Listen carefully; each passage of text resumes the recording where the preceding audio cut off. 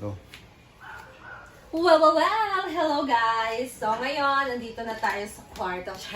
Ayan, nagbihis na nga din ako, mag-prepare na ako ngayon kasi pupunta na ako ng farm. And kailangan nating gumawa ng, at least kailangan kong gumawa ngayon ng 2 content. Na-upload na yung isa. Since naka-upload na tayo ng isang content, so I need another 2. Yan yung goal ko everyday dapat dito sa YT. So, I'm preparing. Magpapaganda pa ako. And thank you so much, Neil, for cleaning our room. So, ito ang ating room, guys. And nandito tayo sa... Since nandito naman tayo sa kwarto, so papakita ko sa inyo ang ating terrace. Ayan. So, ito ang itsura sa taas. Kasi yung nakita nyo lang last time is nasa baba. So, ito yung itsura and nakakapagtambay na din talaga kami dito pagkagabi. Bakit meron Kahit pagkawayan? umulan. Ha? Bakit may kawayan pa? Explain mo sa kanila. So, meron pa dito makikita natin na kawayan kasi hindi pa tapos ang ating canopy. Babalikan pa to by ngayong Sunday pa. So, this coming Sunday, babalikan pa to sa nagtatrabaho. Ngayon naman.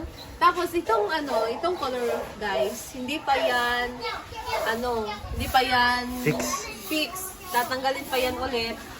Kasi dapat unahin itong canopy. So, temporary lang muna yan nilagay dyan para if ever na umulan kasi hindi nga maganda yung panahon dito always dahil sa low pressure. So, tinakpan na lang muna siya para at least man lang hindi mabasa dito kasi wala nang nakalagay dito na color room. So, at least matakpan. And then, pagbalik niya this coming Sunday, tatanggalin yan ulit. Kasi unahin nila tong, tawag ito? Gutter. Gutter. Tapos dito, dagdagan ito. And pasha board. Oo, dagdagan pa yan. Dito sa gets kasi kulang siya. And, excited na din siguro order na ako ng Ilaw. ilaw. Nilagay dito. I'm so happy kasi ayan, meron na naman tayong another project na sooner or later matatapos na din to. So, yan ang ating update dito, guys. Well! Ayan, nandito na tayo sa farm. Ay, nababasa pa rin ako. So, dadaan na tayo dito sa may mga bato sa sapa. Ayan, guys.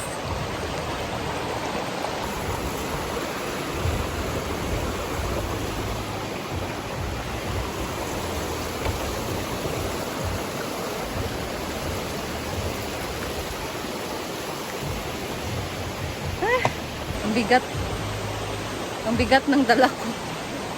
Ayan o. Tapos yung bag ko mabigat din. Pero laban pa rin. Laban lang tayo.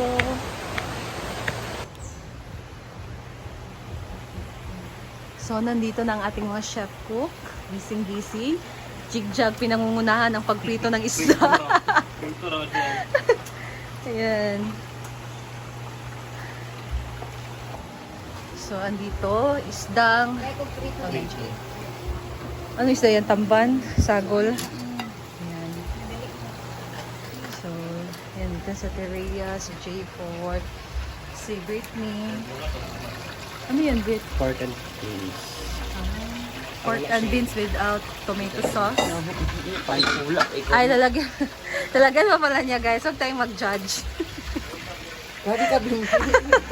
Si Brittany pa ba? Blooming kay Kabi. Of course, you glue, babe. Bayot!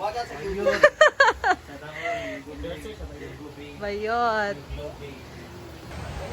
So ngayon, punta muna tayo sa swimming pool construction.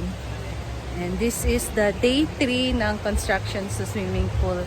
And tingnan natin, guys, kung ano yung progress ngayon. Let's go!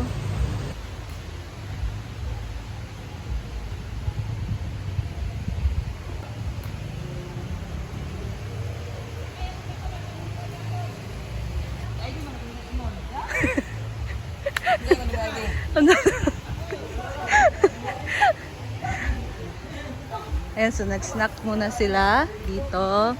And we are here na. So dito si Madam. Ingon to, Dam. Sila kamay sa utlog. Get lagi mo. Piriti mo?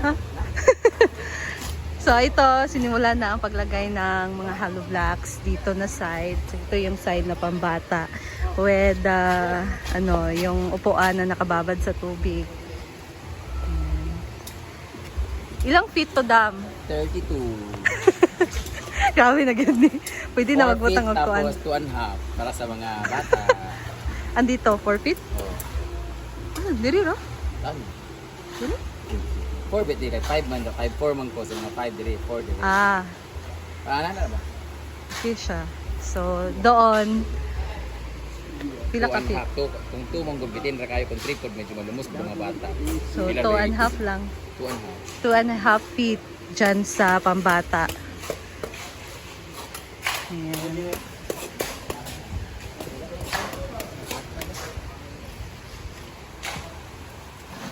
So dito mababaw lang kasi dito maglagay si madam ng mga upuan. And then dyan, yung nilagay na hollow block, siguro patataasan pa yan guys. Medyo ganun. Pero yung tubig, pupunta dito sa malalim.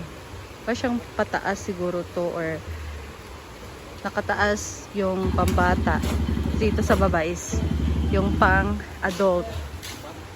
Ayan. Para safety din naman ng mga bata, di ba? Hindi naman pwede na naka-level yung tubig. So, merong dyan, boundary. Mga sa muagi. Ayan. Parang was. Kalingan nakapil pa dito.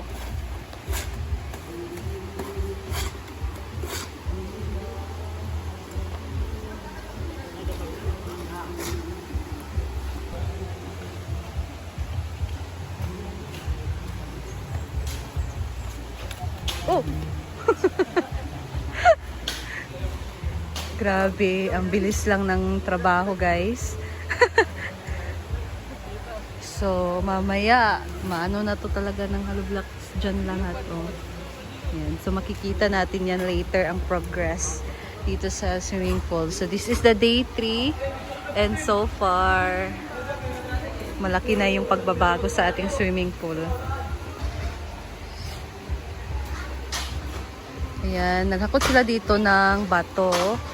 Hindi ko alam kung anong purpose ng bato na hinakot nila galing doon sa baba. Siguro, syempre, dapat, tatambakan siguro to ng bato para talaga matibay. Ayan.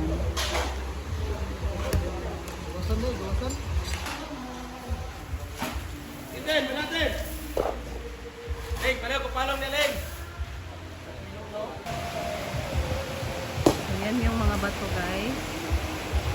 Galing yan dyan sa sapa. Kasi pag bumabaha kasi guys, maraming malalaking bato na aanod, mga ganitong bato. So hinakot na dito nila yung mga bato para ilagay dito sa pool. Ayan. Say purpose dam sa bato.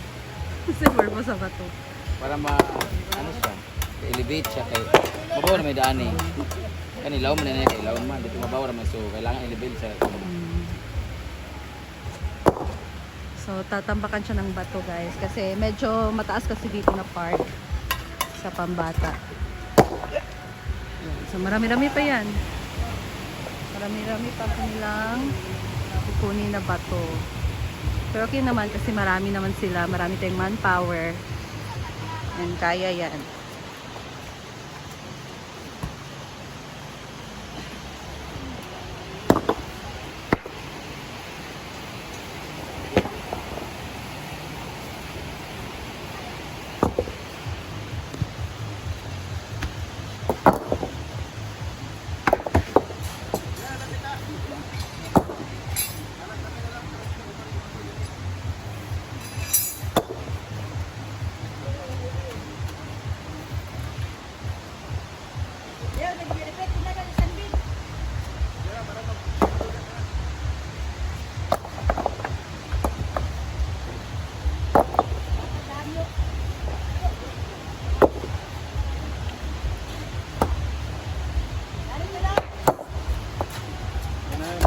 Ayaw pa ako sa...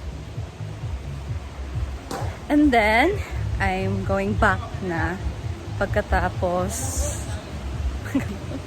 Actually guys, so narinig natin si Madam na yung lalim ng pang-adult na swimming pool is 4 feet.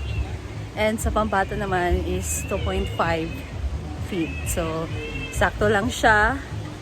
And then, malaki na yung pinagbago ng ating swimming pool. So, ano ba yung masasuggest nyo? Okay na ba yung 4 feet? Sa pambata, okay na ba yung 2.5 feet? Diba? So, I'm so excited na din talaga na tapos na yung swimming pool. We are all very excited sa swimming pool ni Madam. And isang malaking investment din ito ni Madam dito, lalo na dito sa farm. So,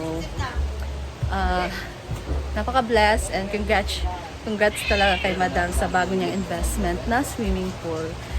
So, ayan, we're here na, balik sa bahay. Busy pa rin ang ating mga kusinera. So much for that, guys. So that's all. Tapos And ganito see you ikaw, again. See you again sa aking next video. Bye!